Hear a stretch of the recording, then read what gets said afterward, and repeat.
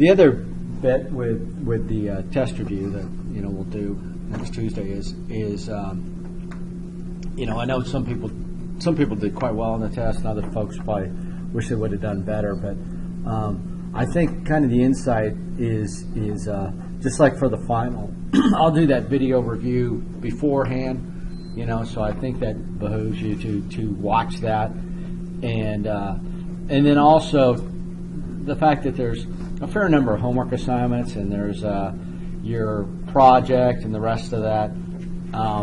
If you got a less than stellar score on the test, it's not the end of the world, because it'll all come out in the wash. And homework I grade pretty liberally on, so you should get all your points for your homework. If you're seeing that you didn't get full points for homework, and it was like a math problem looking for a question like how much tax would they pay, if you give me an answer like a lot, or if you don't give me a numerical number, there's going to be a couple points deducted.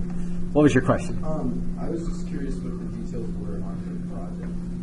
On the project itself? Yeah.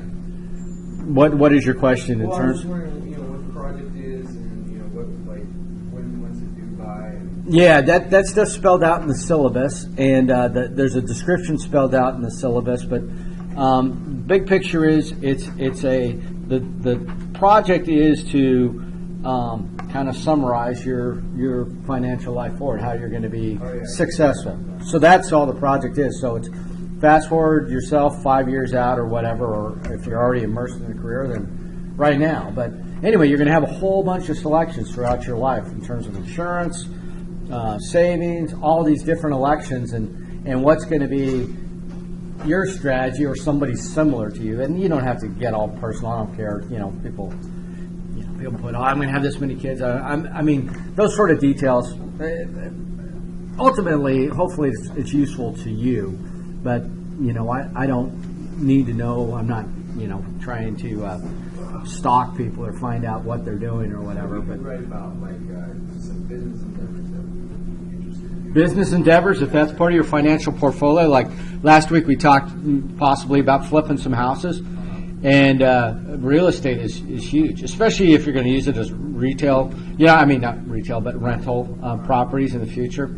I mean, that's really.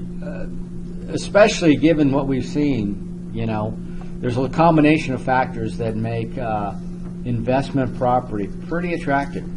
People always got to live somewhere. Home ownership's down. The stock market's, I'm a huge proponent of the stock market, but man, it's erratic. And the ability to leverage in real estate, use borrowed money, use other people's money for your, that gets into speculation and maybe away from investments. But, and then if you have skills and free time, the ability to, refurbish, flip houses, people make money doing that, certainly. But, again, you get into it gently and you kind of learn a lot as you go, and then but that would be part of it. Yeah, go ahead. If we're on that subject of flipping houses, sure. This might be the wrong time for this, but so I read books back in 05, 04, read about a dozen of those books, kind of got the fever, and the general gist of them was that it's better to rent and build equity, because then you can use that equity to take out loans, which are tax free, and then you can get more houses, and that way you can get a portfolio of houses. Yeah. You don't have a large rental income necessarily because they're leveraged to the max, but you can build a giant portfolio, and you've got a strong base to work with. Now the landscape has completely changed. Is that still a valid strategy at all? I don't know. I don't know too many people would want to be having that many loans outstanding in real estate. If you're building equity, and now you're kind of moving into things from a more cash perspective. But yeah, there's some really aggressive strategies, because you can't lose money in real estate. Nobody loses money in real estate. Well, the books were rewritten on that, and it all gets back to all that, the CDLs, whatever. Basically it was derivatives. It was debt that was combined basically of worthless mortgages, repackaged and sold to other people. And derivative is a pretty insightful word. If you look at the definition, it means the value is derived from something else. Well, the value that was being derived from, well, yeah, it was a bunch of shoddy real estate. Most of those were not normally speculators, but I do know, just anecdotal, a sample size of one here. But there were two doctors, and this gets into bankruptcy as well, because we're talking about that too. Two doctors bought a penthouse thing, $1.2 million, a place down in Pensacola Beach, down in Florida. A friend of mine, because I have some property down there too, and they sold for $200,000. Took $1 million hit, and because they're both doctors and both have incomes, they're in their 30s. You can't declare bankruptcy if you got money coming in. You know what I mean? The court just says, no, you pay your bills, And so, yeah, that's, the worst case scenario. But I don't know anybody who's advocating those super aggressive scenarios that were out there, because it was viewed as a can't lose scenario, and that has certainly changed. But prudent investing in real estate, especially when it's a home you lived in and now you moved on, that's you can. It's like when somebody says, "Oh, don't invest in the stock market; it's too risky." Well, that's a meaningless expression, because there are some incredibly risky investments in the stock market, and there's some that are more boring than a savings account. It's a wide world, and the same thing with real estate, specifically based upon location. Las Vegas, Phoenix, Florida, those places, that's a gamble. Other places, maybe not so much. But with the economy up here, like we talked about here in Alaska, my friends who are still in that industry, they think it may take a little bit of a dip here, and maybe sometime in the within a year or so to kind of as oil companies, or who knows? That's pure speculation. But what I would do is I would just use that speculation to not take necessarily an all-in position right now. I would be a little bit more conservative jumping in. But money's going to be made in real estate. People will make it in any market. And, some people are just whatever, they have a knack, but sometimes it's very easy, especially in the stock market when it's all going up. Anybody can make money in it. But those markets, stock market doesn't exist right now. In the real estate situation, I don't think that's necessarily the case right now either. But it's more favorable, more conservative than stocks. But we'll talk more about it as we go. Today, though, what we're going to talk about is fairly vanilla stuff. This is more protecting your assets. This is, if we can get the slides to rotate. There we go. Property and motor vehicle insurance. And we're going to talk about a lot of different factors regarding both of them. But the basic thing is, what insurance is. Insurance, kind of a good example of this is flood insurance. Flood insurance is not offered by private companies. Flood insurance is a federal program, because a flood could happen and everybody gets wiped out at the same time. That would completely bankrupt any insurance company. So that's why insurance companies, by law, can't be involved in that business.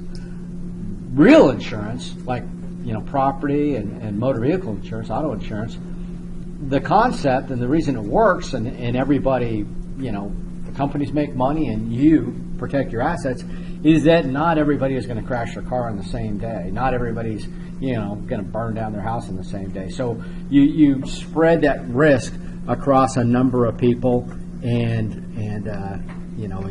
you get some protection.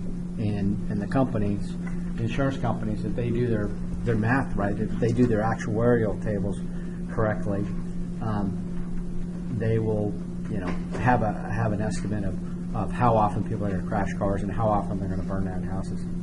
We're going to talk about life insurance and stuff, because that's a whole different subject in itself. But we'll talk about that in a subsequent lecture. But anyway, insurance protection against possible financial loss, gives you peace of mind. But it's risk sharing. That's the whole concept, is that not everybody is going to have bad luck on the same day. And you pay a fee, a premium. Again, based upon the odds and the study that the insurance company has done, they should be able to eke out a bit of a profit, that the amount they have to pay out in terms of claims is going to be a little bit less, maybe quite a bit less. I mean, somebody like Geico, or progressive, or I mean the advertising, the marketing that takes place in the insurance industry is there's certainly some money being made and some people pushing around. So when you're looking at risk and insurance, the whole concept, there's some basic definitions. So risk is the uncertainty, right? That something's going to happen. Peril is the factor that's going to cause it, right? Fire, windstorm, and hazard is part of it, where you're going to hazardous type behavior is going to cause more accidents. So knowingly driving drunk, or well, obviously you do know, but deliberately leaving house wiring that's screwed up is that's creating a hazard. And then risk management strategy. So anyway, peril is the thing. So like sometimes they'll talk about insurance and they'll say all perils.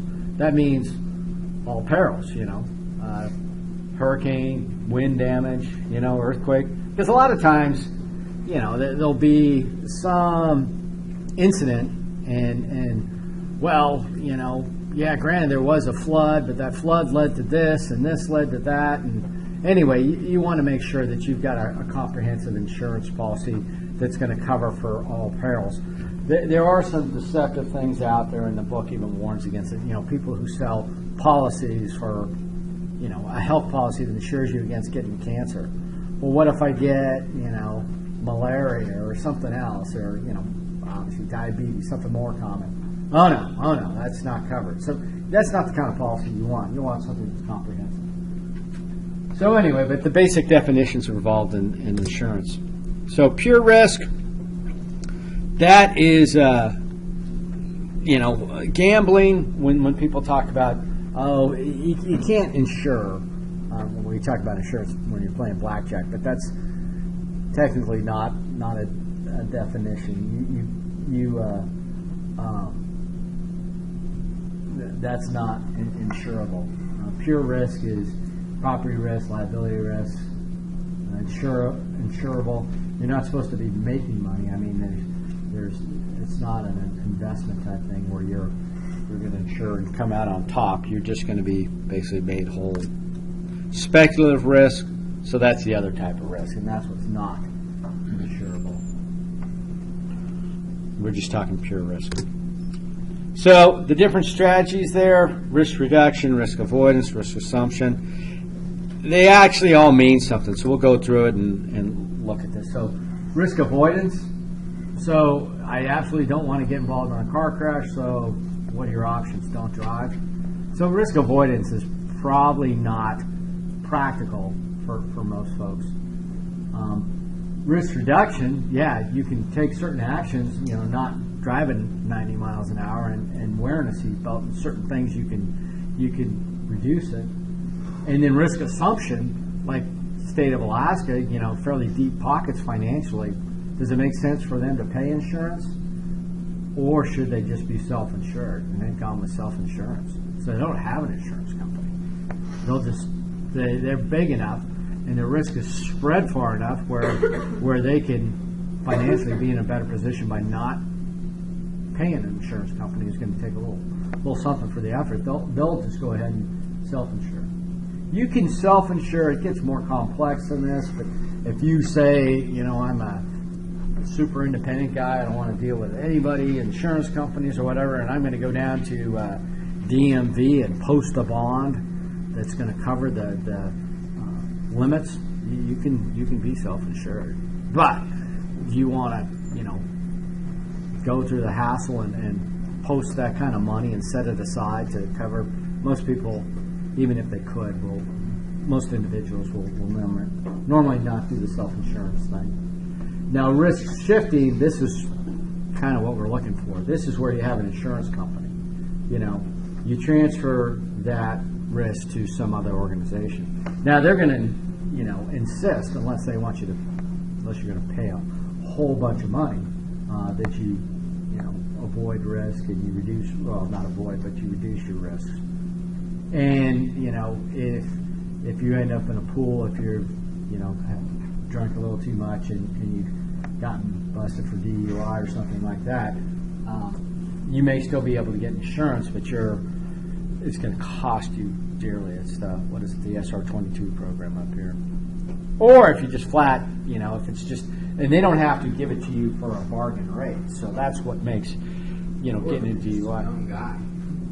Yeah, Expensive. young. Well, that gets back to this actuarial stuff. I had for example, a Dodge Viper when I was in Germany, and the car, it was worth about 32 is what I sold it for, $32,000. It was an older one, but it only had like 10,000 miles on it. But anyway, they have the insurance companies, they have a list of cars, and in terms of riskiest, anyway, they had a list of 42 different types, and the Viper was like 41, 42. It was right there.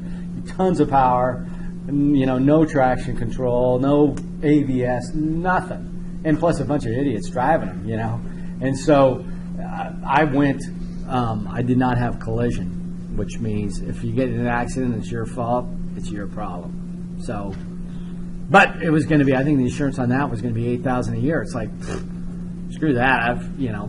Be careful. 3 years driving it, and I could have, come close to buying another Viper. So, but yeah, it hits at about age 25. But it's they're just going. Lots of kids not kids, but people under age 25 tend to get in accidents, and they tend to be driving, whatever Camaros or whatever sports car, and they've got it all quantified, and they know that the not the old guy, but the guy say 60 in the Camry, he's a safe bet. We'll take him. So I know that for the insurance policy that I have, there's a couple different programs that I can do that lowered it almost by half. Like I was going to be paying like right around like I think $260 a month or something through like Progressive or something, and then I went through Geico and it was about the same, but they had like several different programs that I could do. Fortunately, I have like 3 decent grades, and that lowered it down to like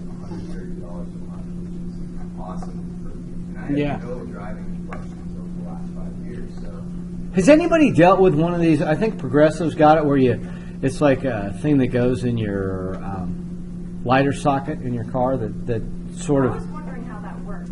I don't have Progressive, but I always Yeah, for it. but that's the concept there where it kind of rats on you. What does it know what you're doing though? Does it just know when you like brake abruptly and stuff? I don't know. That's why I'm curious. I should probably do some research on that. But it basically self-reports. Rental cars will have that sometimes too. There'll be a little something in there to. You make a close call. Yeah, I don't think they have that sort of data. It just records your speeds. Speeds. You're going. So. And then it can also do the GPS and go, okay, you're doing you're doing 80 anywhere. We're going to start jacking up your rates. I bet it could just be a placebo, and if people see it, they'll drive better. Well, yeah, and it may be economically, it may not be worth them collecting on it all the time. But no, I know the technology's out there, and it's kind of an infringement. I'm sure it's not legal in all states, but I'll do a little bit of research on that. But yeah, what do they call it? Progressive's actually got a name for it. No, they call it like good safe driver discount or something. Yeah. Checks if they do good. Yeah, exactly. But golly, man, do you really want Big Brother? That's I teach a marketing research course, and there's this concept of big data where there's information that's collected maybe for insurance, but it's being used for everything else. Yes. Yeah, talk about giving up your leverage whenever you have to argue with them, Just Oh, yeah. how fast you're going, whether or not Oh, man. it's your fault, they can argue. I got I ran a stop sign, okay, in the Home Depot parking lot over there in what do you call it? What are we calling that? Mountain View area-ish, by that home. Anyway, it was like a little Smurf. It wasn't blue, but it should have been. I mean, it was like mounted to a spare tire thing. It is like only yay high. It was cute. It was just a little stop sign, like blow right by it. Woo! To Leviticus, Washington. The officer who pulled me over. He, you did it. Sure enough. So I go to court. I'm like, this isn't a real stop sign. Anyway, sure enough, this guy comes rolling in, and And the magistrate or whatever she called herself said, well, you might want to let him go first. I'm like, yeah, definitely. I don't want to dig a hole here. I wasn't going to lie, don't get me wrong. But anyway, this Leviticus, he pulls out his little USB stick, and it's a whole multimedia display of my little truck rolling through the stop sign, not even a brake light. You know, I didn't even tap the brakes. I'm like, yeah, I got nothing. You know, let's just move on here. And but anyway, the lady's like, I'm like, okay, I didn't think it was an official stop sign, you know, because it was at the corner. He said Penland and Rodeo, and he misspelled both words, by the way. And I wasn't at that intersection. I was way over in the parking lot. So anyway, I think they took away the points, and I still had to pay the fine or something. Usually, if you go to court, I would recommend doing that. If you get a violation, you got any kind of wiggle room at all. I did it down in the Carolinas one time, and I was still flying, right? So I show up there in a flight suit, and this guy's looking at all these, like, just, you know, pretty, yeah, and everybody else is like, he's having to tell them to take off their hats, and they're not even, you know, they're wearing shorts and stuff. They're showing up to court. And then he looks down, and I was a lieutenant colonel or major at the time, so, whoa, what are you doing here? I go, well, you know, they wrote me up for 70 or something. He goes, well, you weren't going 55, were you? And I'm like, no. He goes, 65? I don't know. He goes, 60. Yeah, 60. He's like, okay.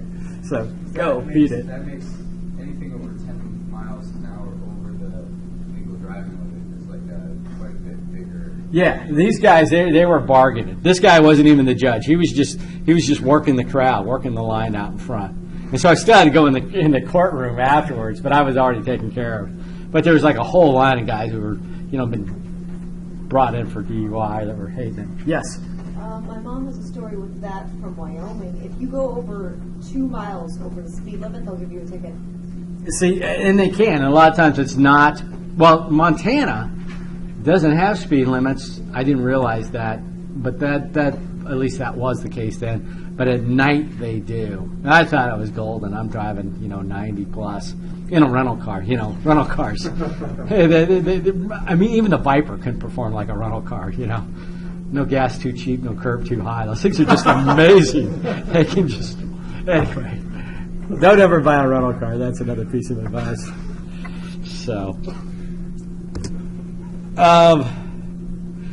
So anyway, how much should you be insured for? This depends. For most of us, look at what you got. There are certain state minimums, but if you come into some wealth or your family's connected with some wealth and you potentially have deep pockets, make sure you have enough insurance to cover yourself.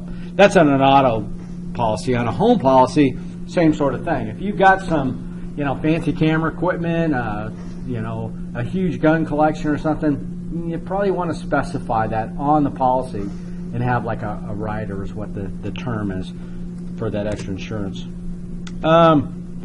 So set your insurance goals, prioritize them, again, this whole planning thing. But it doesn't have to be quite as formal as this whole thing.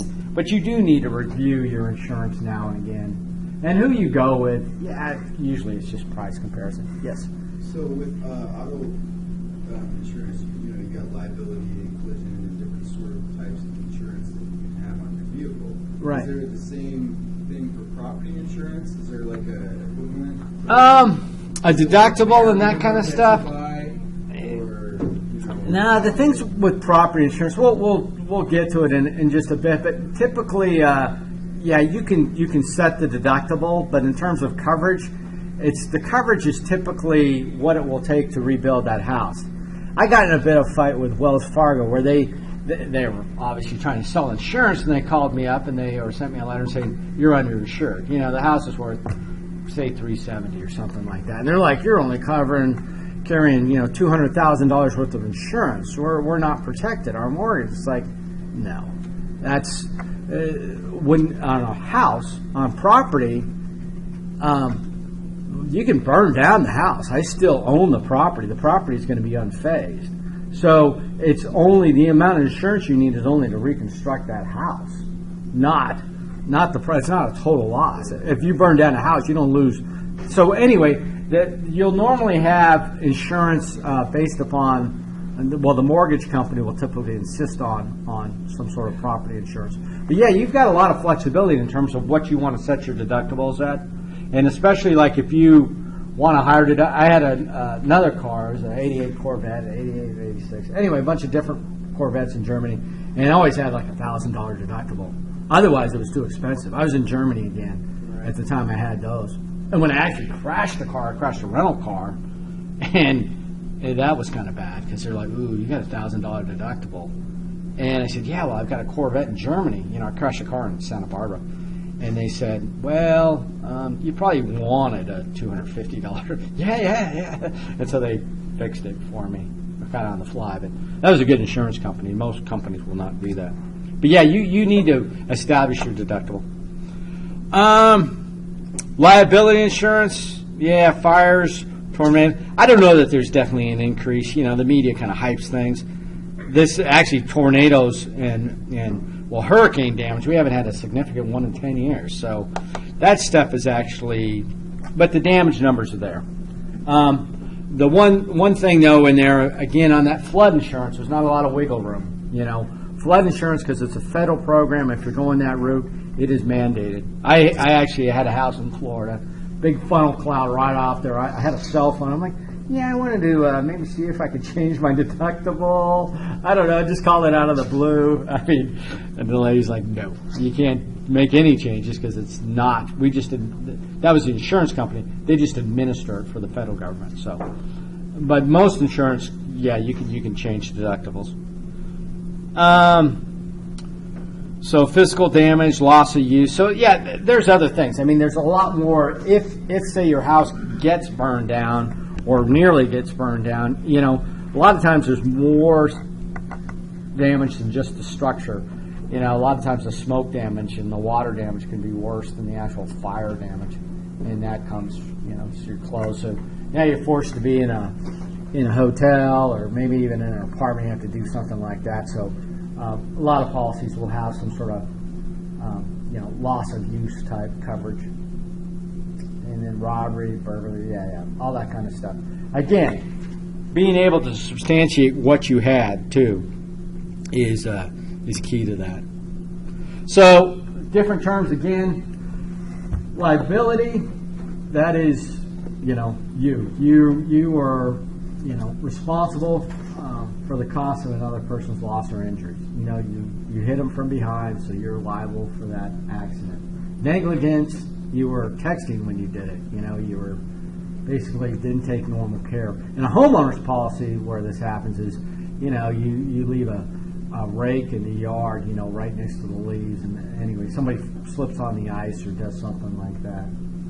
Alaska is obviously not as bad as some of the other states in terms of lawsuits, but just the same, there's lots of risks out there. And if you take reasonable care, you put a fence around your swimming pool, you're going to be protected. If it's open, then you're going to be deemed negligent in most cases. And then vicarious stuff is, yeah, you being held responsible for the actions of another.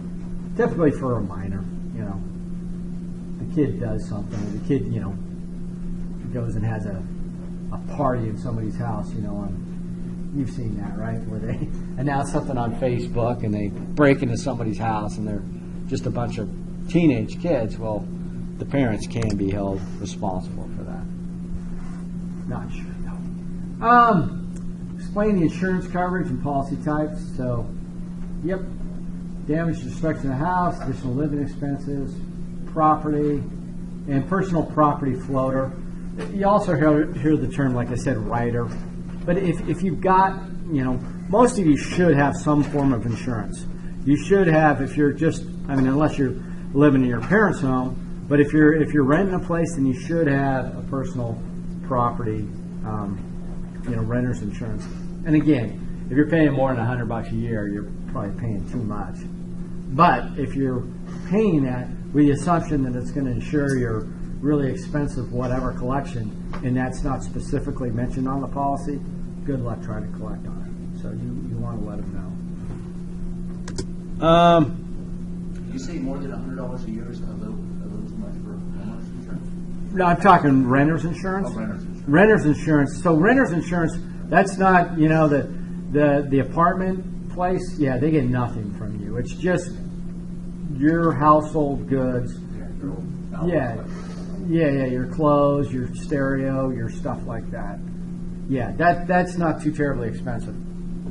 But yeah, homeowner's insurance is going to be more than that because now you're talking a lot more stuff. So medical insurance, yep, families, pets. Pets are kind of a funny thing too now. I know in Germany I had to get insurance for my animals, for my dogs. I mean, it was kind of silly, Labradors and Vizslas and stuff like that. But there was a guy, had his dog out in the woods. German guy tooling by on his bike. Dog runs into the bike. Guy falls off bike and sues, and you're responsible. So it can get pretty ugly. If you have vicious breeds, what they deem vicious breeds, and they've got a list, Congos, Rottweilers, Pit Bulls, stuff like that. You may have problems with insurance. So again, I know a lot of those are good, decent dogs, but anyway, insurance guys may give you some fuss. Personal liability, typically $100,000 or more, and an umbrella policy, which obviously is going to be a bit more inclusive, $1 million. And then endorsements, earthquake damage from floods. So again, flood damage is a separate program. Earthquake damage, you can look even here. It's not like all of Alaska is an earthquake. Some places are worse than others, and they've got maps, and your insurance company's got maps as well, have maps, and they'll look at that. And it may make a slight difference in your insurance, but yeah, especially when you're taking a mortgage on a home, the mortgage company has got a very strong interest in this, that this property's insured as well, and so they'll examine it. Renter's insurance. Many renters, whatever, kind of a blanket statement. Yes. I probably should have let you get into this more, but is there insurance for people who run bed and breakfast, things like that? Is it the same? Yeah, that would be a business type insurance. Really? Yeah, because you would have to have, if you're running a business out of your home, it's going to be more than just a homeowner's policy. And the problem with that is I've got pretty cheap insurance through a USA type thing, but they don't do business insurance. So for me, I have to have a separate policy for that. So if you're gonna conduct a business, and insurance that would cover something like that would just be like personal property damage and stuff like that, right? well, it'd be liability mainly. The person hurts themselves. That's what you're worried about. That's where things that get broken around the house. That's typically not going to be the high dollar, but the person who falls down the stairs and then sues you, that's the protection you need. But that's also, we're not, doing small business here. There's a 166 course I've taught a few times, but what you would do in that case is you would want to make sure that you're incorporated properly. You wouldn't want to be a sole proprietorship. You would normally be an LLC, limited liability corporation. And then when they sue you for $1 million, it means nothing because it depends on what your company's worth. But they can only sue for the assets that are held within that corporation. Yeah, that was kind of what I was asking about earlier with the project. Because I was offered to kind of run bed and breakfast Yeah. summer, and I'm going to turn 23, and I've never done anything like that before. Of course, I've jumped at the opportunity to do it, and I still feel like there's quite a bit of me to learn. Yeah. How that works and how I can run that as best as I can. So that's what I was curious about with the insurance. I feel like, I don't know, is it even necessary for people to understand how much you guys, my house, unfortunately. Oh, you're doing like an Airbnb thing? Yeah. Oh, just straight Airbnb. Yeah. I would call Airbnb, not call, but talk to Airbnb because they've got some sort of probably blanket policy that's far cheaper than doing it individually. You know what I mean? This guy, It's like I could go through like a. I would Airbnb and Uber and those guys. I think they have the resources to do that. again, you know, I was back in Boston last week, right? I call up this Uber guy. He's there in 2 seconds, literally. This guy James shows up in a brand new Hyundai whatever, and we're tooling down the road. It was amazing. It worked perfect. $5 too to get clear across Boston. But anyway, he called up, said he wanted to be a driver for Uber, and the reason he got that car was they got him a lease for that car. He was younger than probably most of you, straight from Zimbabwe, spoke good English and all, but they set him up. You know what I mean? And I think Airbnb has probably, because I stayed at Airbnb when I was back in Boston, and I bet you that would be my first route to say, hey, I'm concerned about liability insurance, because Airbnb also has a thing for if some knucklehead comes in there under Airbnb and trashes your house, where they have some sort of policy to, you know, to fix you up again. And again, it's this basis. It's perfect insurance. It's assumed risk. Not everybody who rents from Airbnb is going to be a horrible person. So that one guy, and there's stories where they go and trash somebody's house, Airbnb will actually reimburse that Airbnb member who's on that side. Yeah, so that's what I do. But yeah, it's a great program, and it's hugely profitable. I stayed right where I wanted in Boston through an Airbnb thing. It's a little sketchy, had its downsides, but the price was right. And anyway, those new companies, I would explore with them and find out if you need to get something additional.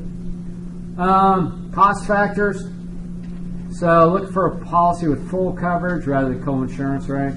You don't want to get to a point where, you know, there's whatever. They will insist upon, if you already have insurance, they won't allow you to collect from 2 insurance companies at once. But you want to typically just have a single insurance company and for full coverage. And you'll probably want cash value. A big screen TV that you paid, $800 for, they may give you $100-something for it. Because, well, it's not the newest model, and it's depreciated and all that. That doesn't do you a whole lot of good. So if you get a policy that has cash value, replacement value, then you're much better off. You can actually go out and buy the new TV, and it's more realistic. So replacement value of the home, value of contents, protection, and liability coverage design. So anyway, there's a lot of different factors in there. But that liability coverage, again, when you're young and you don't have much, nobody's going to sue you for, $10 million.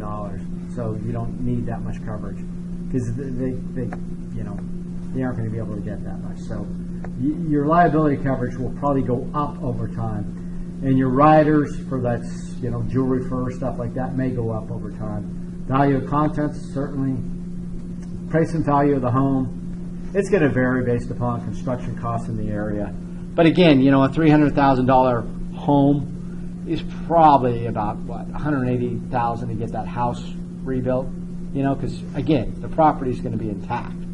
The foundation's probably still going to be fine. The plumbing, the rough out stuff coming in is, so not everything. And there's replacement value. So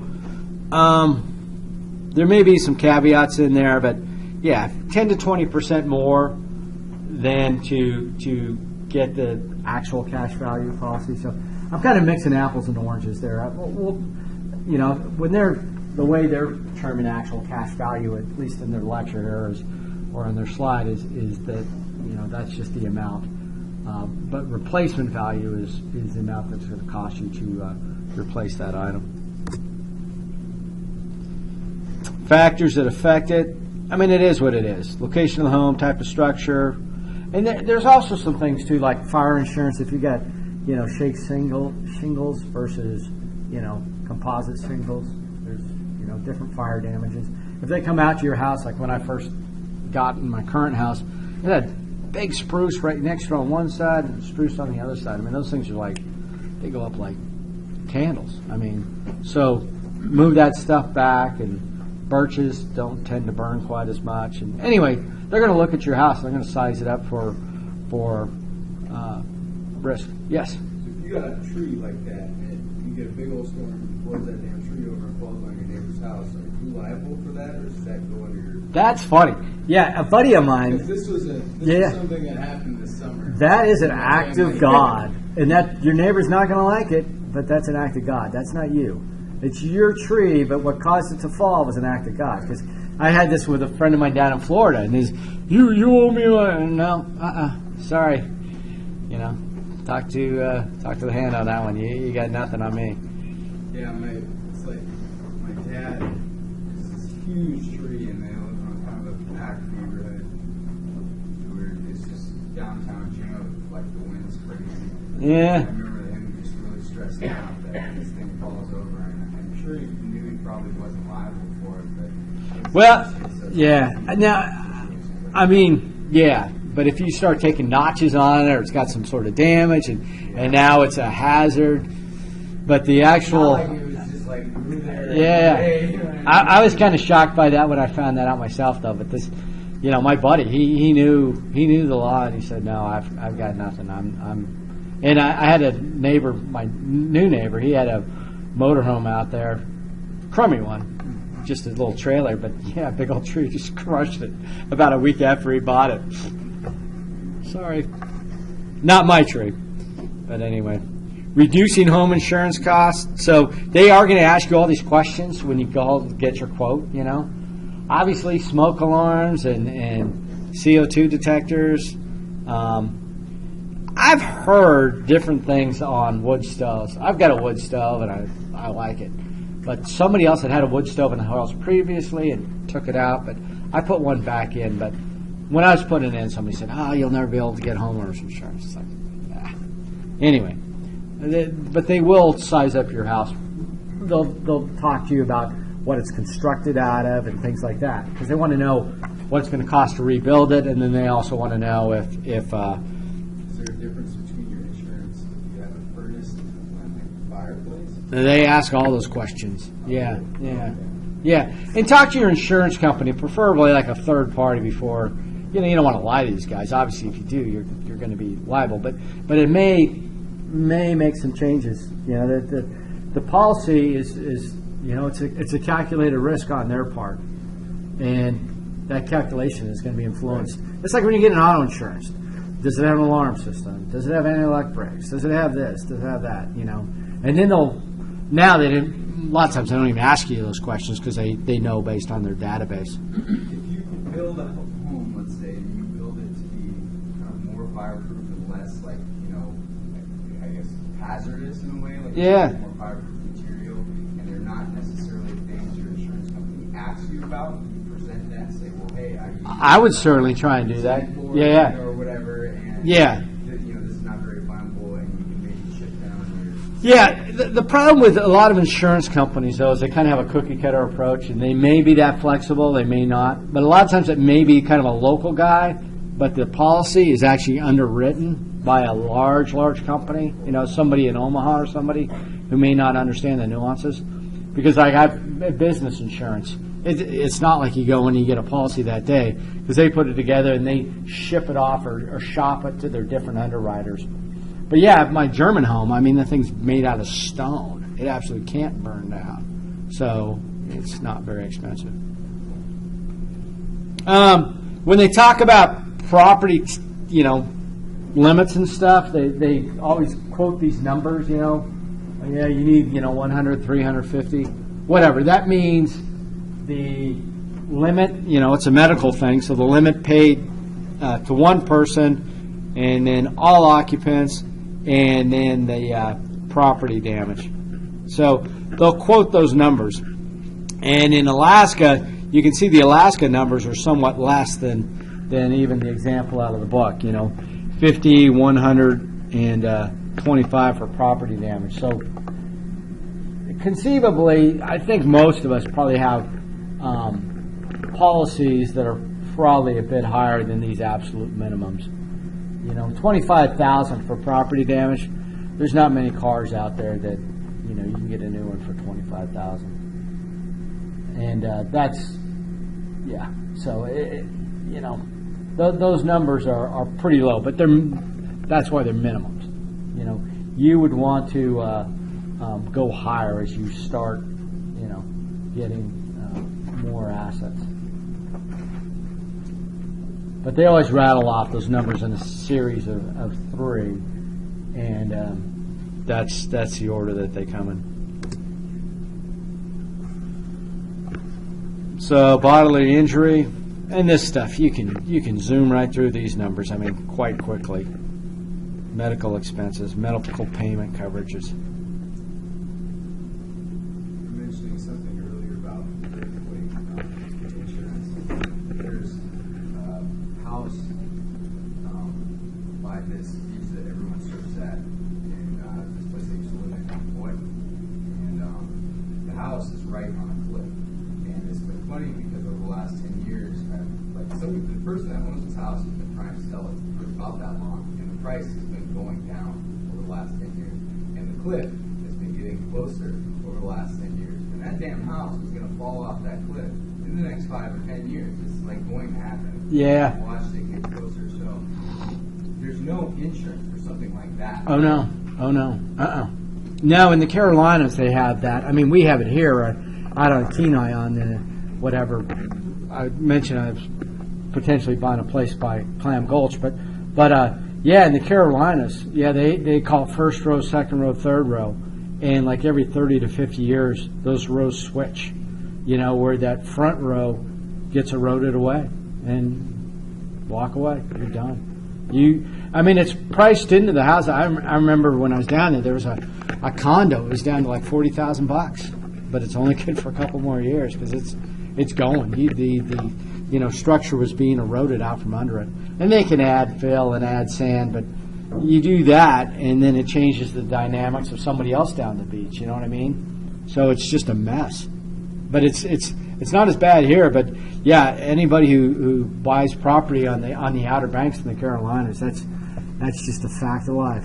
Yeah, and there's nothing. Yeah, it's called accretion, and in real estate terms, there's one for where you actually are having land added, which can happen as well, or more likely is erosion, where you're losing the land, and they're gonna.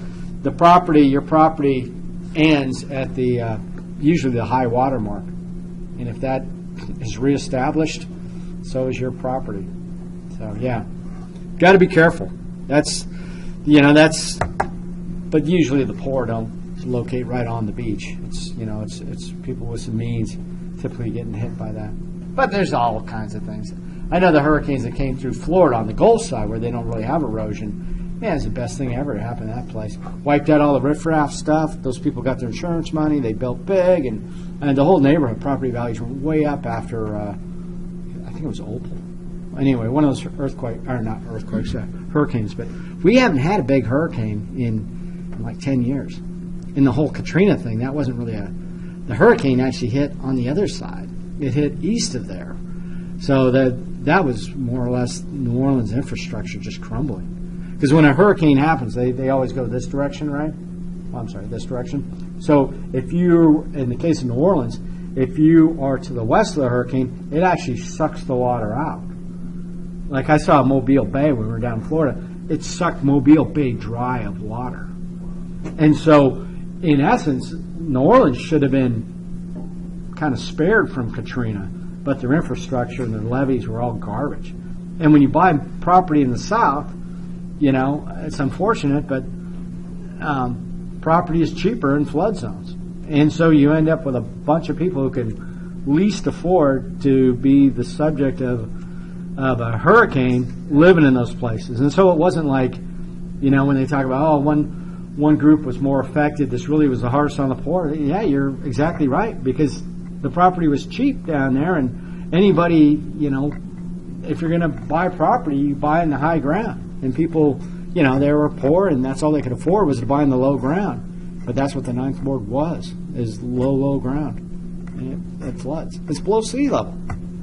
So when the dikes are gone, New Orleans is a weird place. I mean, it's a lot of the property is below sea level. So it's, nature, in a million years from now, that place will be underwater, unless somebody's still building dikes. They're fighting Mother Nature from the get-go. Anyway, different types of back on property insurance. You got uninsured motorist protection and you got no fault insurance. So, sounds like what it is. The no fault part is to try and keep things out of court, where you just sort of walk away with small items. You don't spend a whole lot of time for dealing with accidents and who did what to who. Property damage, liability, and then collision. Collision is the one that is more or less optional. Well, it is optional. If it's your fault and the government is not going to force you. There's no requirement to have collision insurance. You can end up, though, unfortunately, your lender should probably force you to have full coverage. But if you opt not to, you can end up without the car and still having to pay for that car. You know what I mean? You can still have a car payment and no car, too. So be careful. Unless you have your car paid off, I would keep collision on it. But at a certain point, even though it's your baby, it's Most times if you get along, you have to have full coverage. Yeah. They aren't going to let them. They're going to put themselves at risk. But a friend of mine, Ted Ashlock, bought not a new, but a Beamer convertible. Took it out to the beach, and Beamer convertible walked down on the beach, and it got stolen. And he hadn't even had it hours, and he had a loan and never had the car, and just horrible situation. You make sure you get the insurance started before you take the car off the lot.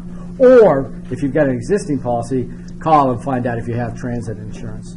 I bought a big old dump truck a few months back, and I had what they call transit insurance. I haven't ever insured this truck, but it was covered from getting from where I bought it to my home for a certain length of time. So I drove it straight there, parked it, and it's sat ever since. But that was because I already had an established policy. But I would, if you're doing anything sketchy like that, call the insurance company and make sure you got coverage, because you do not want to be the uninsured guy out there. If you're in an accident with injuries and you don't have insurance and you've got assets, they will take them. So it's not something you want to mess around with. Comprehensive, fire, theft, vandalism, hailstorms, all this stuff. But the thing,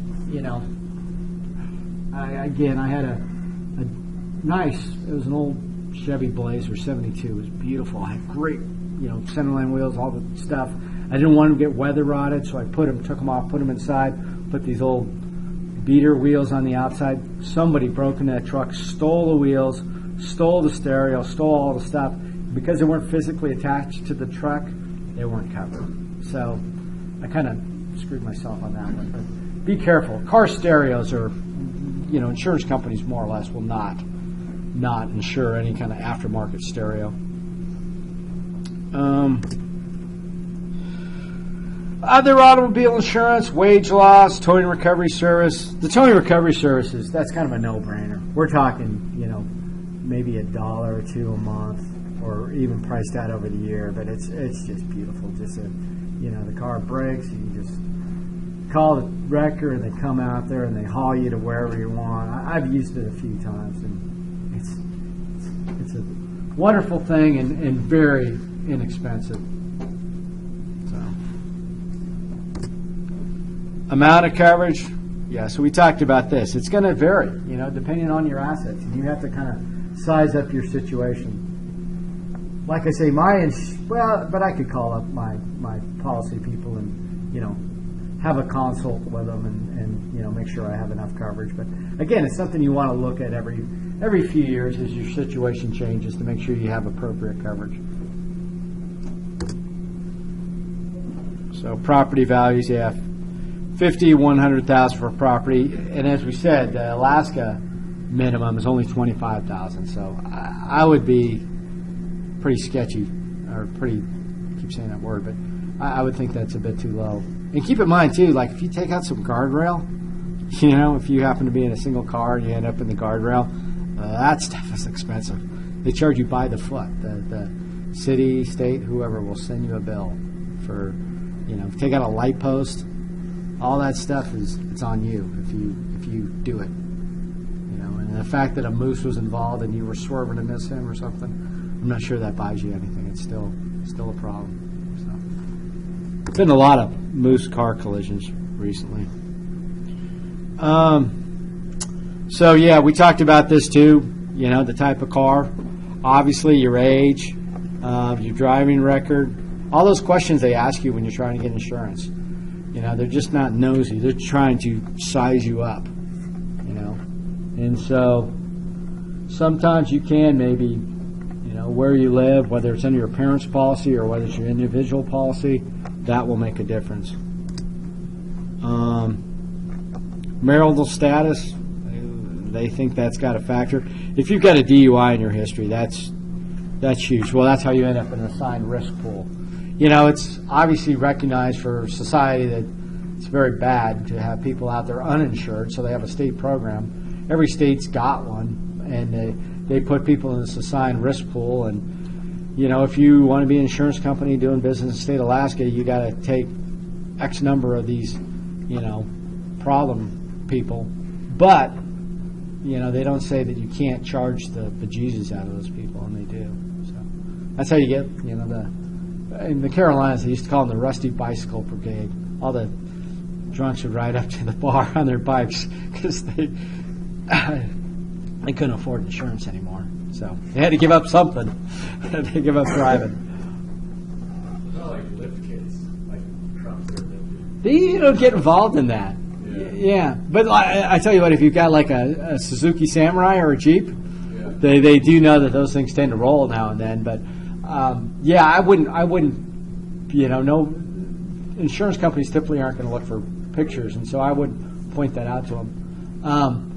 The other thing is too, if you've got like some car that's like amazing, you know, some classic car, you need to be looking at some specialty insurance. You know, it may be like a, you know, whatever, a 73, you know, Plymouth AAR Cuda, you know, to them it's just a 73, you know, Plymouth, and anyway, they aren't going to match what it's worth. So you need to go through a specialty, you know, insurance place if you've got a car that's worth way more than the others. Reducing premiums. So yeah, we talked about, you know, larger deductible, discounts. I mean, really shop around for what you do. I mean, it may make sense to, you know, whatever, do what you can in terms of alarms or anything else that is a factor. You know, you would, if it's a good agent, you know, you'll ask them, how can I get this bill lower? What are they looking for? You know, a lot of times it may be the different variant of the car. So actually, we got there. There was a we're going to end. There's the homework. I want to show you this quick video though, just because it's not a long one. It's only 3 minutes. But this is what you're up against. This is why insurance rates are pretty high. This looks like a regular car accident, but it's actually an elaborate crime with multiple players. Look at the right side of your screen. That white SUV is the lead car. The driver's on the lookout for women driving alone who are turning left into a Los Angeles shopping center. Once he spots one, he flashes his brake lights, a signal for his partner. Then he waves for the woman to turn in front of him. But wait, now he pulls up and blocks her way. She has nowhere to go. His partner in the oncoming traffic lane races up and smashes into her vehicle. And the lead car simply drives away. She was totally set up. Who's at fault if the police are called on this? The left turner. Ike Watkins is a special agent with the National Insurance Crime Bureau. He says the criminals have extensive networks, including doctors who create bogus medical claims. They only go 2, maybe 3 times at the most, and they'll sign that they've been there 30, 35 times. And lawyers who represent the criminals posing as injured passengers. By inflating the damage to their cars and their bodies, the crooks cash in on insurance policies. There's been a big upswing in insurance fraud. A lot of people aren't at work. They need the money, and they'll get involved in these accidents. Think this was just some random crime? Think again. Surveillance cameras catch the same white SUV at the same location another day. Same game plan, same result. The lead car waves a woman's car to turn, then blocks her way. The second car creates the crash. And the maddening thing is the criminals in both incidents were never caught. Here's what it would look like from the victim's perspective. I want to turn left into that entrance over there, and at first the other driver waves me on, but when I go to go, he blocks my way. And then a second car barrels down and plows into me. Insurance companies lose money on these scams, but the victims can lose their lives. The women in the 2 Los Angeles accidents we showed you recovered, but in 2003, Alice Ross, a 71-year-old grandmother, was killed in a staged accident. When Ward Demolaire rammed his car into hers, she lost control and slammed into a tree. Demolaire was convicted of manslaughter and criminally negligent homicide. They'd like to find a nice car, usually with a lone female driver, newer car, because they're pretty sure it will have insurance on it. These demonstrations, courtesy of the United Services Automobile Association, show the other types of staged accidents you should be aware of. In the panic stop, a criminal looks for a distracted driver, positions himself in front of them, and then slams on the brakes and claims painful back and neck injuries. In the swoop and squat, a crook drives erratically and pulls in front of an accomplice who then hits his brakes. And finally, the drive down is when a driver pretends to be courteous, waves you around his car, then crashes into you. What's so menacing is that in all of these Breaking all these damn cars. make it look like you. I like the first one. That's actually pretty ingenious because the guy who actually causes the thing, he gets out of it. You know, he's gone. He just drives away and you got nothing. The guy who actually sacrificed his own car, I don't know.